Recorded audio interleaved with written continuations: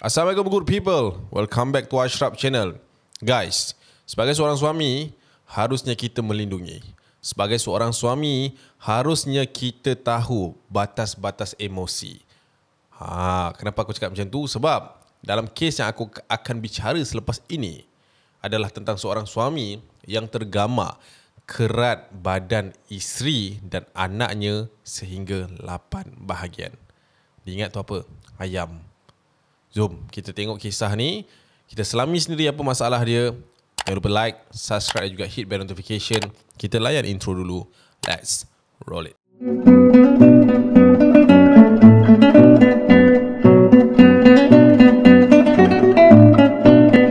Okay guys, kes ni berlaku pada tahun 2019 di sekitar Melaka.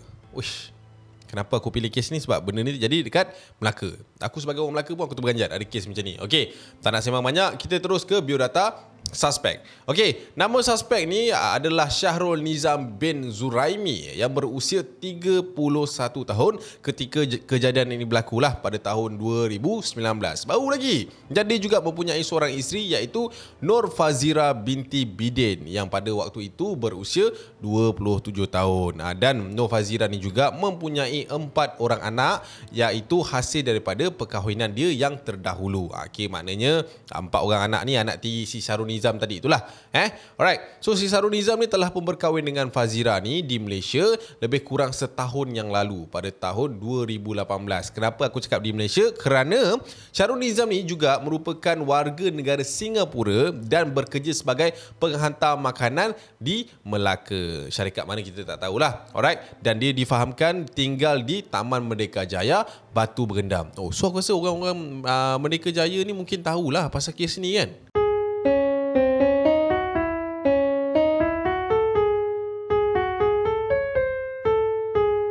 So pada hari kejadian 6 Oktober tahun 2019 sekitar jam 9 malam difahamkan Syahrul Nizam ni ada pulang ke rumah untuk membuat surprise. Dia bagi hadiah lah dekat si isteri si Nur Fazira ni sempena hari lahirnya pada hari itu. Dia punya birthday lah waktu tu. Tapi apa yang dijangka tak adalah semanis itu. Kerana apa? Niat dia tu pada waktu tu nak bagi hadiah, nak sweet-sweet dan sebagainya, telah pun bertukar menjadi satu pertengkaran yang amat hebat dan berlakunya orang kata apa, perang mulut yang agak orang kata apa, tegang lah pada waktu tu. Okey. Pada awal pertengkaran tu si suami ni macam sabar kan, jangan ikut perasaan, jangan ikut ini, jangan buat itu, sabar kita bincang apa dan sebagainya. Tapi ada satu tindakan isteri dia ni membuatkan dia naik angin pada waktu tu, iaitu dia ambil hadiah yang lelaki dia ni nak bagi dekat dia lempar dekat tak tahulah time tu dekat dinding ke kat mana ke, tapi dia lempar lah daripada situ dalam keadaan marahnya. Tapi waktu tu si Syahrul Nizam ni difahamkan masih lagi cool, masih lagi memujuk isteri dia. Dia macam cubalah nak menenangkan keadaan dan sebagainya. Tapi ada satu momen ni membuatkan si Syahrul ni hilang pertimbangan diri dia. Apabila sang isteri which is Nur Fazira tadi mula meminta cerai. So dia pun pergi dapur. Dia ambil pisau. Dia tak cakap banyak guys. Dia terus pergi kat isteri dia. Zas. Dia tikam isteri dia. Rebahlah isterinya dekat bilik tu. Dan selepas dia dah nampak isteri dia kena tikam, dia pun pergi ke belakang untuk mengambil parang dengan tujuan untuk memotong kepala isteri dia. Kita tak tahulah kenapa apa yang dipikir pada waktu tu, tapi dah hilang pertimbangan. Nama pun hilang pertimbangan, dah koyak and orang kata dah mental. So waktu dia tengah tetak kepala isteri dia bagi tercerai daripada badan waktu tu, and dia juga difahamkan menceraikan beberapa anggota badan yang lain except dia kepala lah. So waktu dia tengah buat tu, tiba-tiba guys datang seorang budak kecil yang daripada arah depan dan terlihat perilaku bapa tirinya pada waktu tersebut. Salah seorang anak tiri dia yang berusia 11 tahun iaitu Muhammad Iman Ashraf dikatakan melihat secara terus segala apa yang dilakukan oleh bapa tiri dia terhadap mak dia.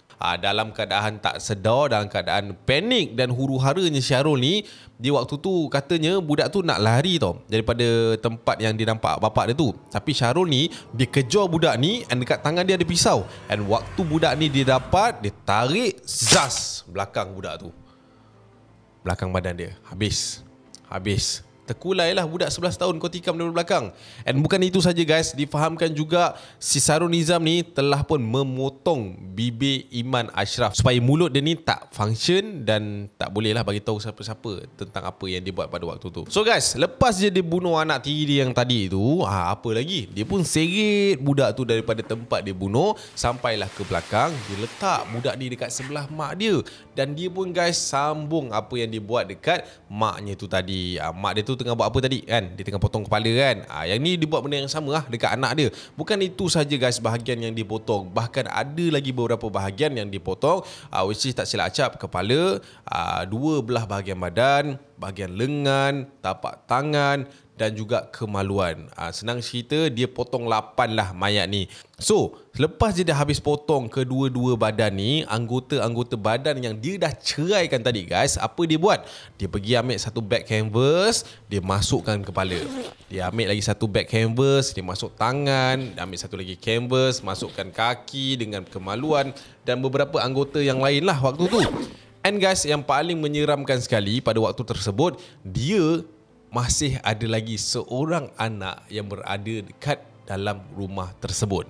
So pada waktu tu dia angkut dulu budak tu and then dimasukkan dalam kereta. Dan guys, yang paling acap rasa tak boleh brain sekali, sebelum digerak ke lokasi untuk dibuang anggota-anggota badan yang lain tu, dia ambil satu bag canvas ni, dua bag canvas untuk dibaling ke atas loteng rumah dia sendiri guys.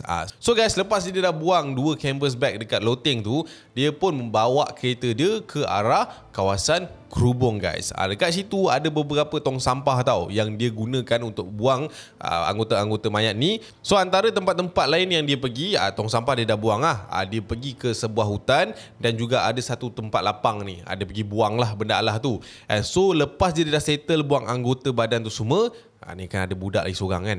Dia tengah fikir apa nak buat dengan budak ni. Waktu tu dia terlintas, dia kata dia tak sampai hati nak buat apa-apa kat budak ni. So dia pun pulangkan budak ni dekat rumah mak mentua dia yang juga dekat area kawasan situ. Dan dia ambil keputusan untuk pulang balik ke Singapura 2 hari selepas kejadian itu berlaku. Kira dia nak habis bukti lah, dia nak ciao lah, senang cerita, nak habis cerita lah.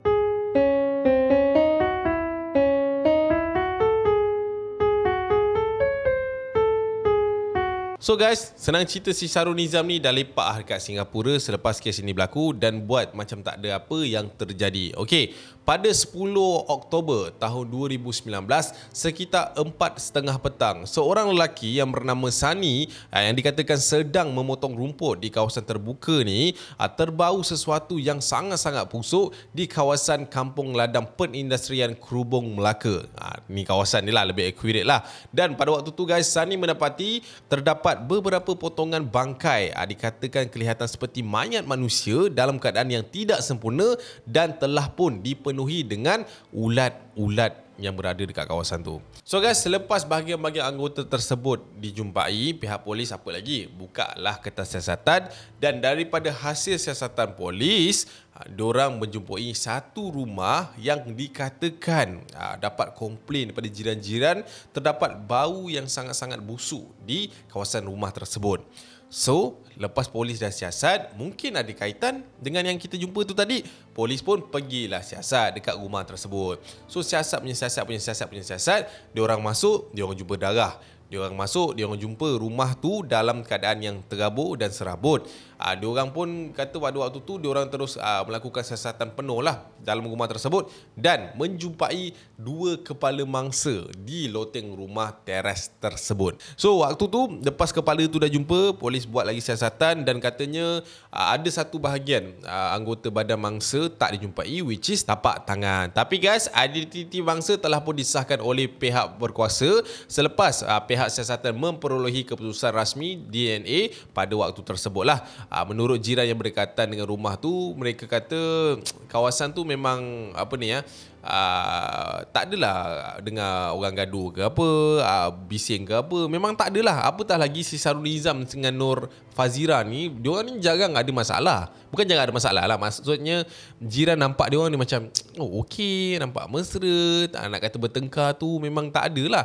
Dan diorang pun rasa macam pelik lah kes-kes macam ni boleh jadi. Menurut sumber juga, polis kata polis menjumpai pisau dan pakaian yang dipakai oleh suspek ketika kejadian di rumah tersebut berlaku. Parang yang digunakan untuk memotong badan dan mencincang bayang maksa juga dikatakan dibuang ke dalam tong sampah dan masih lagi tak dijumpai sampai sekarang. Selain itu guys, sebuah kereta kancil yang diparkingkan dekat rumah mak mentua si Sarul Nizam ni, milik isterinya tu tadi, juga diambil sebagai salah satu bahan bukti untuk membantu siasatan.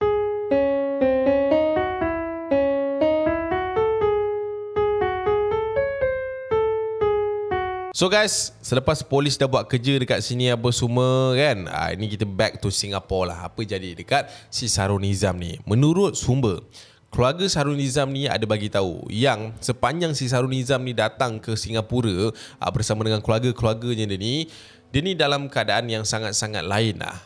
Kita boleh nampak dia dalam keadaan gelisah, tertekan, dan kadang-kadang dia ni tiba-tiba menjerit, menggigil, ketakutan dan tak tahulah nak cakap macam mana kan. Tapi dia nampak daripada sudut yang sangat-sangat berbeza lah menurut bapak dia lah.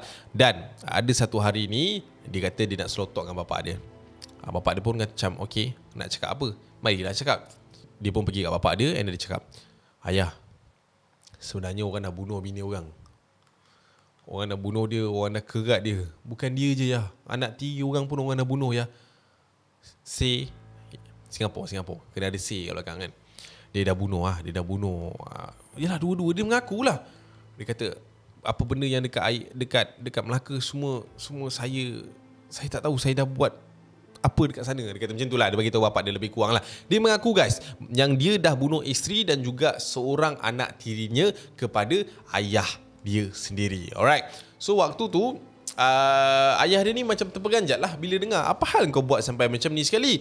Menurut Sarul Nizam, dia kata punca laki bini diorang ni bergaduh pada malam tersebut adalah disebabkan isterinya kata isteri dia ni touching dengan family Singapura. Disebabkan family Singapura ni selalu nak menjauhkan diri diorang dengan Fazira, dan dia terasa hati yang dia kata seolah-olah family Singapura ni tak suka dengan kedatangan si Fazira ni ke dalam family dia. Tapi pada malam tersebut, menurut Sarul Nizam, dia cakap ini masalah kecil je, kita boleh bincang, kita boleh berburak lagi pasal isu ni. Tapi si Fazira ni degil, duk tekan-tekan member ni, dan keadaan tu memuncak ketika isterinya mula meminta cerai. Dan dia kata waktu tu saya lost control bah. Saya tak tahu kenapa saya marah sangat, saya bengang sangat sampai saya dah buat apa yang saya tak patut buat.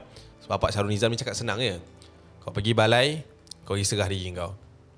Itu je dia cakap.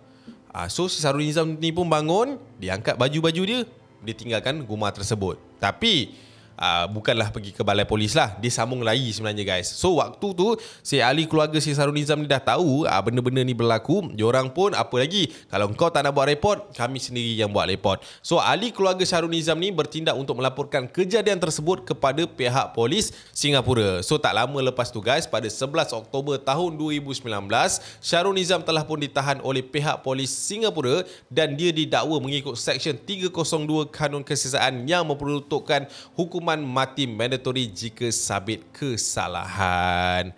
So itulah dia guys, cerita dia. Senang cerita, dia kena tangkap lah kat Singapura. Itu pun family dia yang buat report. Nasib baik dia tak sempat lagi. Aku rasa dekat airport lah waktu tu. Dia baru nak beli tiket. Awak Encik Sarul Nizam ke? Ya saya. Awak ditahan atas tuduhan. Contoh macam tu. Biasa dalam drama kita kena nampak macam tu kan. So guys, itulah dia kisah tentang Sarul Nizam dan juga arwah bini dia, Nur Fazira, dan juga anak dia, apa tadi? Ashraf. Nama Ashraf kan, sama macam aku. Na'udzubillah min zalik lah. Bukan apalah kita nak cakap, masalah rumah tangga ni saya pun tak boleh nak cakap lebih. Saya pun tak kahwin lagi. Tapi saya percayalah, setiap daripada pertengkaran, pergaduhan bermula dengan emosi, Kalau kita marah dalam keadaan berdiri, maka duduklah. Kalau duduk tu pun marah, baringlah. Kalau baring tu marah, tidurlah. Itu yang diajar oleh Nabi kita. So macam kita cakap, marah ni sekejap, tapi akibat dia selamanya kalau kita tak dapat kawal. Dalam rumah tangga, pertengkaran, perselisihan itu biasa. Apa yang paling penting adalah macam mana kita tanganinya bersama. Dah lah, kita gerak dulu. I see you when I see you guys. Watch out dulu. Assalamualaikum. Bye.